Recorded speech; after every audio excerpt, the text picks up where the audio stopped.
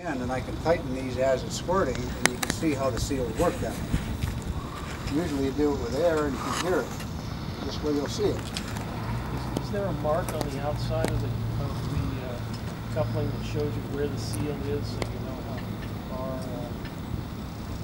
There is not. Normally what we recommend in the installation instructions is this fitting, the overall length. Different diameters have different lengths. You would take from the end of the pipe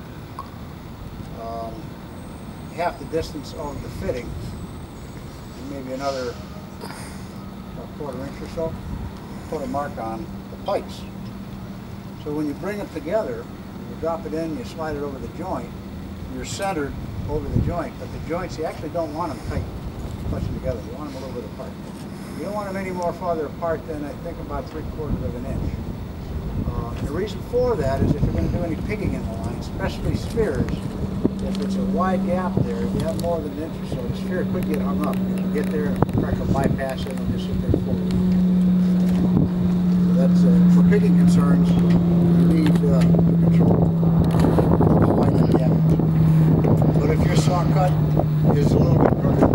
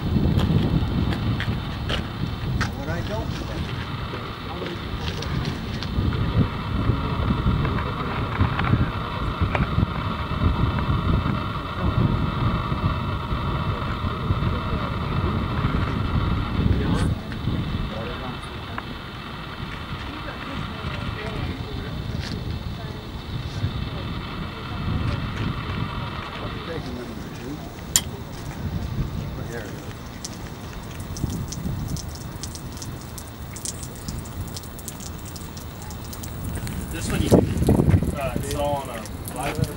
no, normally you wouldn't do this. Yeah. I'm showing this for drama. What I want to do is get a little pressure behind it so you can see the water spraying out. I'll start tightening those thrust screws and you'll see it shut down. I'm going to see it. That's the only reason I'm doing that. But this one you can put on line. Okay, turn it on. Turn it off.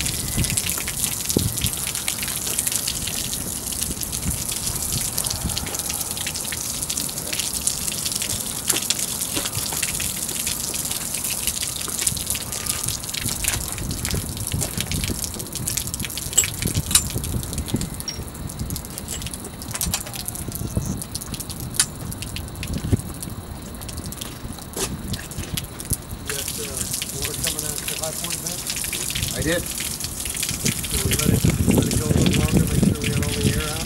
I can.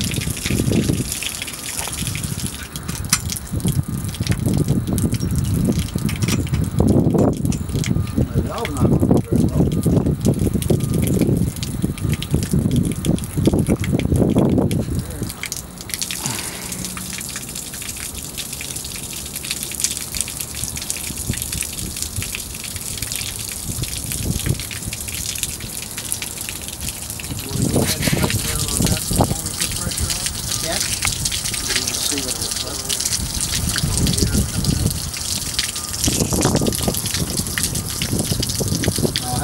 several passes around. Start pressing things. The next one will loosen.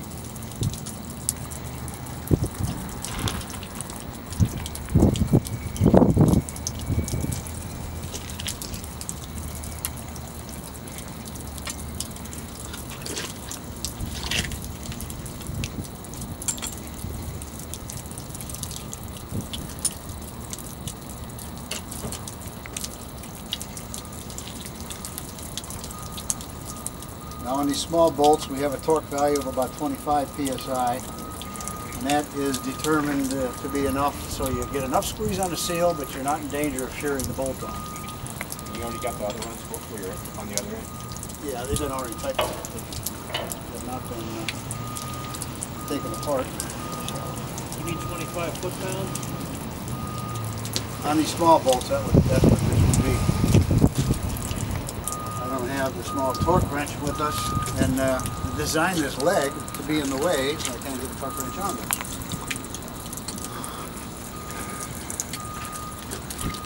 Okay.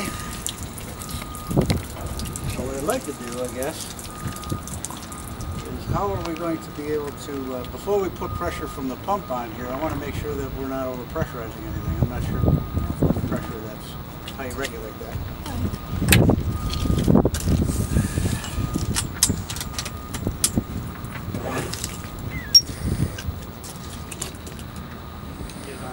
Open that valve, watch his gauge, just flick it on and off.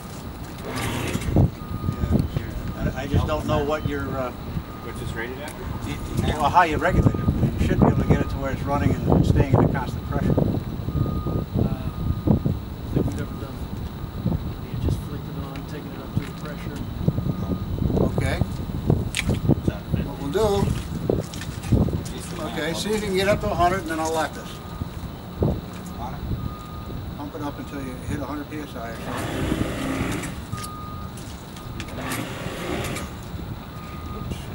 After that. Yeah, that's pretty good.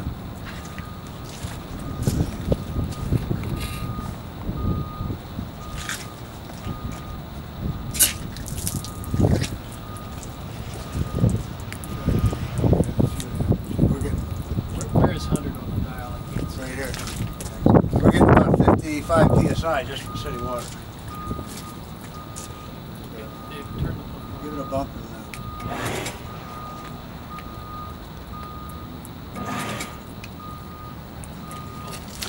Is that on 100? 95 psi. Close enough? Close enough for me if that's okay with you. Now we are dripping some here, so we're going to see a loss of pressure. But I'm not seeing anything here.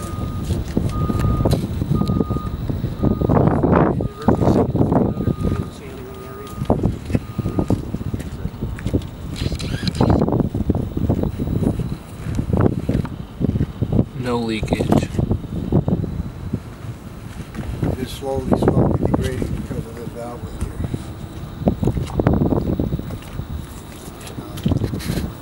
I'm going to leave this bolt while while I do everything else, because that connects everything together. Hey, Dan. It's not so early. So what we'll do,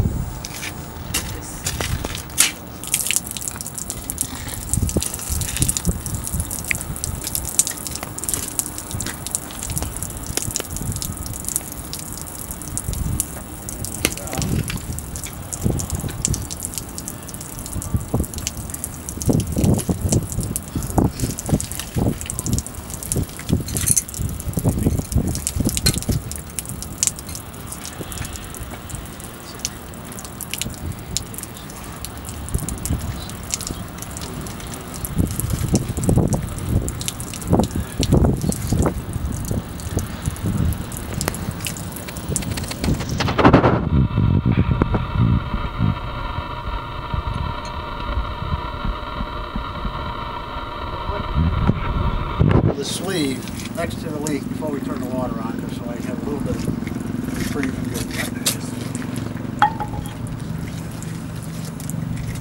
This is the Plidco split sleeve. This is the Plidco split sleeve.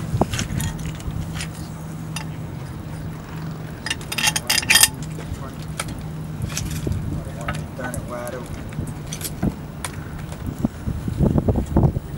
You just run it off the cement pressure, I'm sure. And then pressure test it up on the back. You want to see it.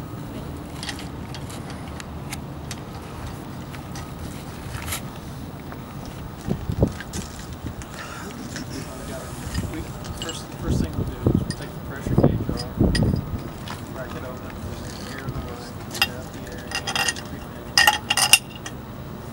I thought I heard some air coming through this one. We didn't force that.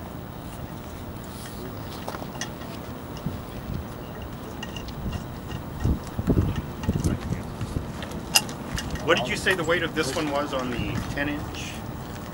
The sleeve itself, Yeah. I Four- think 14 inch. it weighs about 160 pounds. Oh, okay. Something. Okay. Now, which one was it today you were talking about was more heavy? Was the flange? That was that grip connector with Okay. the slip ring. Yeah. Okay. That's the one that weighs 12 or 10 inch. I think is going to be like 17. Okay. Someplace around Okay. So these are much lighter. Sure. You can use studs as hinges. Some customers request hinges to ease installation. Hinges go on one side, and then there's lift eye, so you can open the fitting with a crane, and it'll hang open in a clamshell fashion. Lower it down, just close it around, and then just insert the bolts. When you're dealing with fittings such as a 10-inch, when you get the longer fittings, a couple of feet long, you start getting into 250 pounds, which is a little bit much for a couple of guys to wrestle around. So that's when it becomes really beneficial.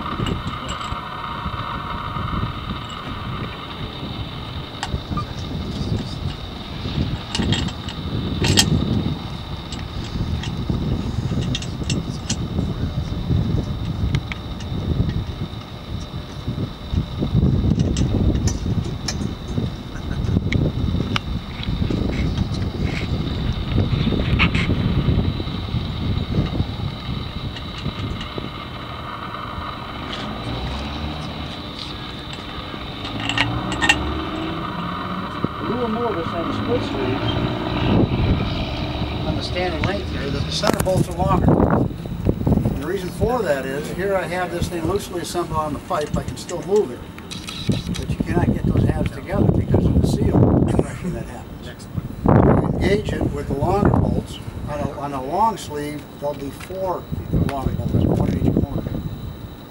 And you engage it so you can get it in position, and then engage your shorter bolts.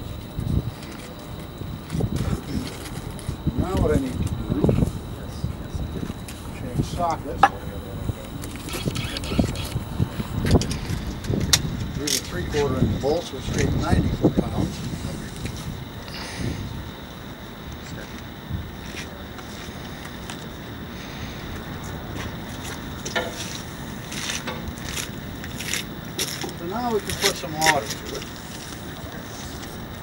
Let this thing fill up. You get the gauge.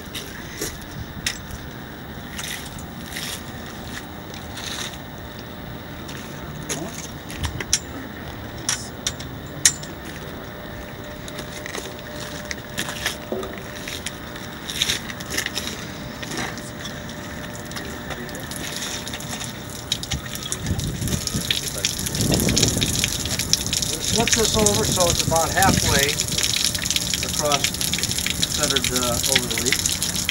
I'm putting it on this angle because as I tighten this, as the halves come together, that water is going to start spraying out in those flames. And then the end. So I'll start tightening down from center up, pattern out, keeping the gaps on each side of the halves fairly equal.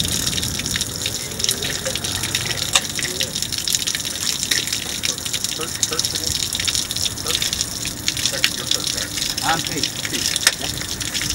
Do you use air wrenches on these things at all? Pneumatic, hydraulic? We just, when there's hydraulic tools, forking tools, pneumatic forking tools, yes. We don't recommend pneumatic impact guns because they spin fast. If you have explosive vapors, they can cause sparks, hot shards of metal, ignite that. They also, we find, when you start looking at them, they're not very well controlled on the torque output. They may have settings that say A, B, and C based on 80 to 100 psi of air, but I haven't found anywhere that says A, B, and C at 80 or 100 psi of air produce X torque on the output. And I think earlier today you were talking about the torque sequence is not that critical on this? It's not terribly critical. What we want to watch is these gaps so you don't get them too far apart on one side versus the other. So you just alternate back and forth. I'm following the center crisscross pattern across and trying to bring them down fairly equal. And the worst case scenario is going to happen is if you crank one side down all the way, you have the possibility because they have the cock like that, your bolt holes get out of line, you start to lock up.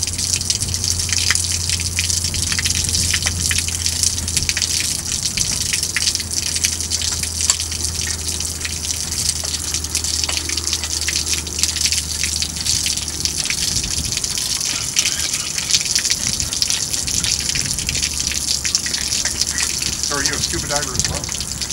I have been. I haven't dove in a lot of years, but I was certified at one time.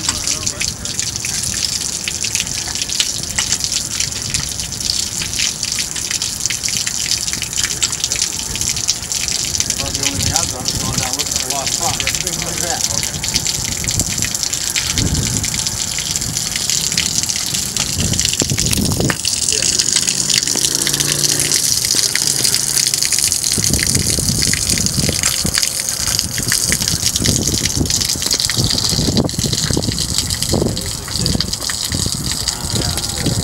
Put the gauge in.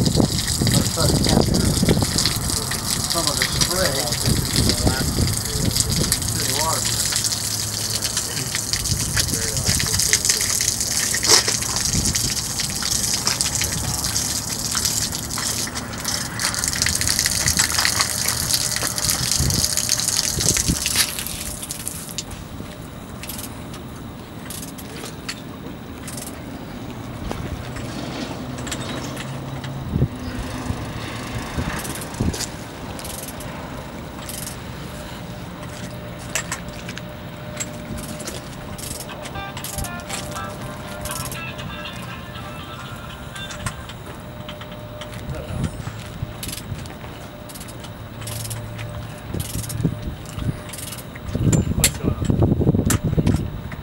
What's up?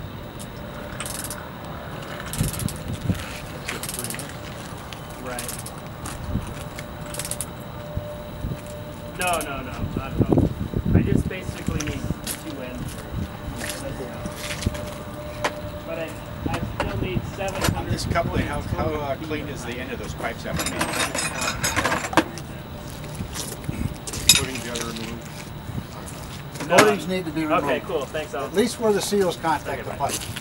The reason for that is if you put it over the coating, it may seal, but now the integrity of the seal is only as good as how well that coating is adhered. So we do recommend coating be removed at least the 2 bands where the seals are going to contact.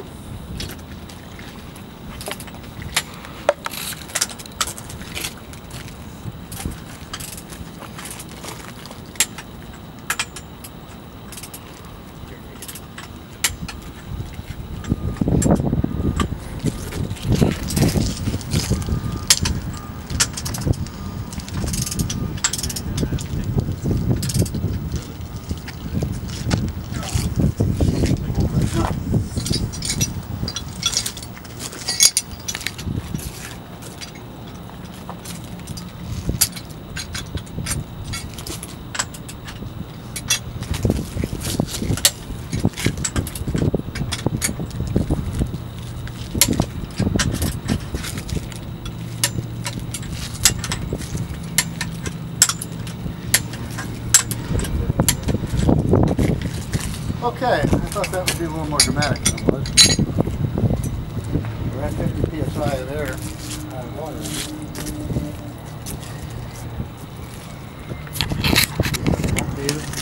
David, just close the valve, turn the pump on, and just barely crack the valve.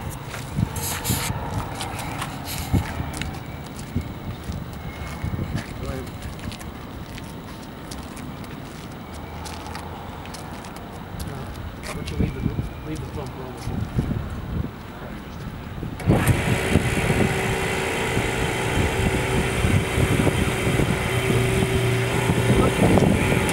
Well, maybe 150.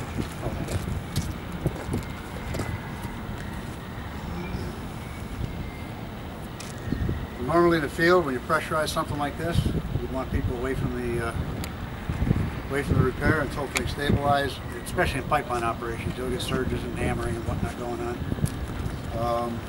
We like to do a hydro test, 15 minutes to a half hour. Some people want an hour. Once you've proven that everything's safe and secure and there's nothing spraying out, then you go down, and if you're going to weld it, you finish welding it. Now let's talk about abnormal operating conditions. Okay, you bolt this on, you got everything torqued up. It's not holding, something's wrong. So you're going to inspect to see if there's any obvious deformation of the pipe that's in this work. If it's coming out between the halves, chances are there's dirt or damage to the seals. If it's coming out between the pipe and the sleeve, it could be a pipe surface condition. Again, it could be just a little bit of mud or a piece of dirt or a stone, a little pebble I got between the seal and the pipe condition. In those cases, you're going to have to take it loose, inspect the seals, make sure they're not physically damaged, ripped, chipped, something like that. Make sure that there's not a small stone embedded in them, check it out. Sometimes just moving the sleeve ½ inch one way or the other will get it off the pit and it'll seal off. It's not often that happens, but occasionally it will. And this fitting is rated at 2,000 psi? Well, no, this fitting is actually rated, this particular one's rated at 1,000. I mean, we make them for 2220 and yeah, we've made them for 10,000. The fitting I think you're talking about is this, in its normal state's rated at 2,000 psi. Now that's based on an 1/8 inch diameter hole. Right. The larger the hole, the pressure may drop. So, any thoughts, comments, questions? So inside that, in between the gaskets, is there actually media between the pipe and the coupling? There is. There's between those two circumferential seals, there's an annulus of about 1/4 inch. So you have a small space that's filled with water, or whatever's in the pipe fuel. And as long as the damage is in between those seals, then that is a product that can be used for repair.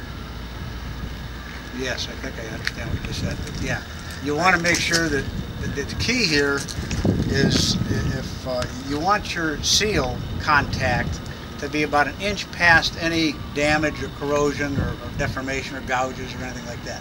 Just so you know your seal's on decent surface of a pipe. This has 5 1/4 inches between the seals. If you had a corroded area that was 5 1/8, I mean, you're right there. Now these seals, when you compress them, they actually flow in a little bit. So they're going to be on the damaged part. Now if you've got a hole, you know, a ragged edge of a hole, it's potential that the seal could just flow in over the edge of the hole and not have a compression. Okay, so that's why we want to pass that damage area so you know you're on a decent surface to compress the seal on. Tell me again the purpose of that Retainer? It's the little tabs all the way around. Those, when you're putting these on under fairly high pressure, it's going to want to make that elastomer seal what they call cold flow. It's going to want to displace it from the seal and blow it out. And even after it's bolted on under high pressure, those seals want to kind of squeeze out. They want to cold flow out. So that provides a firm backing to it so it can't cold flow. So it itself, the metal has no sealing properties at all? No. It It's just a retaining system to stop the seal from cold flow.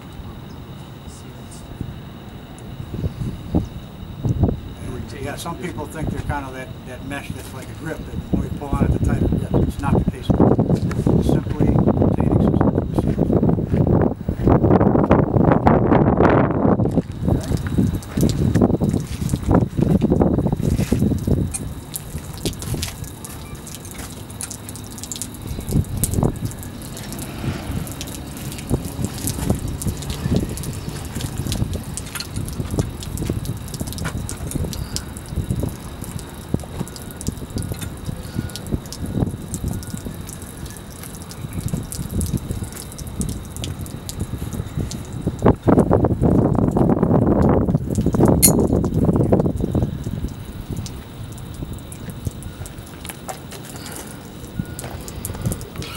On the ground. Oh.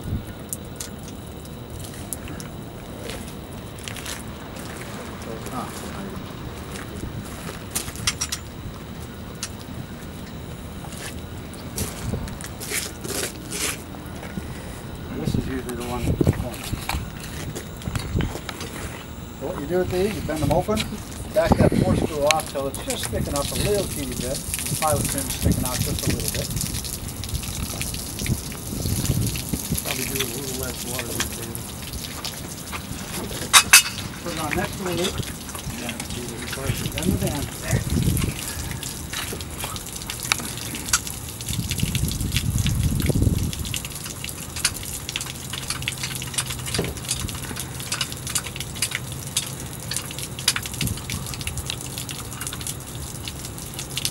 Now this is the one product that you have to be careful, because as you're putting this thing over a pressurized leak, this pilot pin that we call the working can become a hole of the pipe. The hole of the pipe here is 1/8 inch NPT, which is probably about 3/8 of an inch.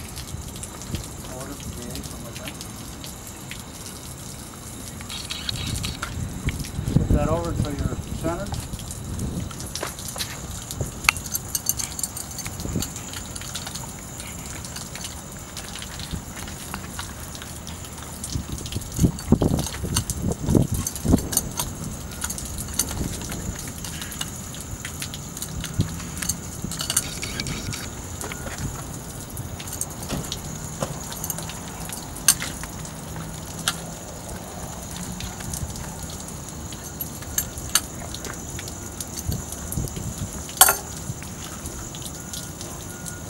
Now, What's the torque on that fastener? it's supposed to be 100 foot-pounds. Okay.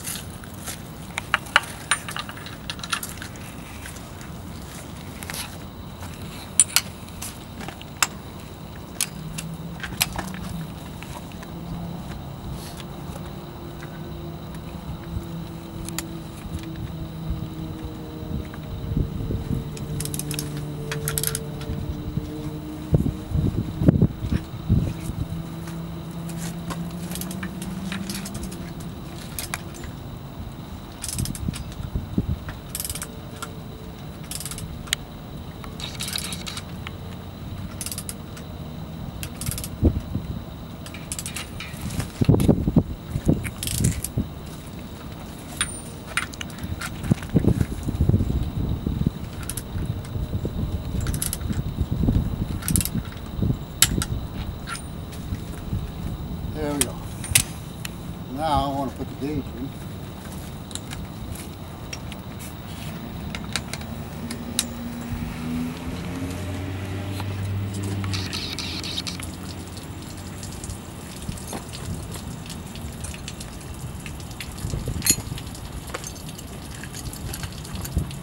Typically, pipeline companies will want to pull this pin out so it's not interfering with pigging operations. Now that's going to spray out in the air.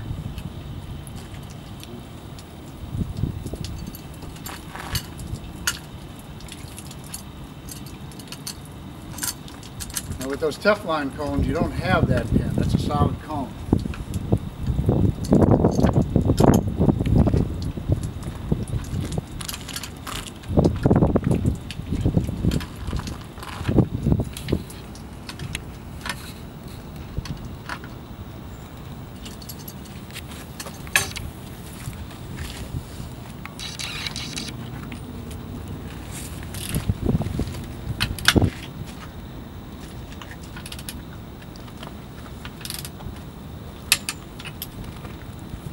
Also 100 foot-pounds? If you want to bump that pressure up, we'll see if we can get it up to 100. About 125 or so.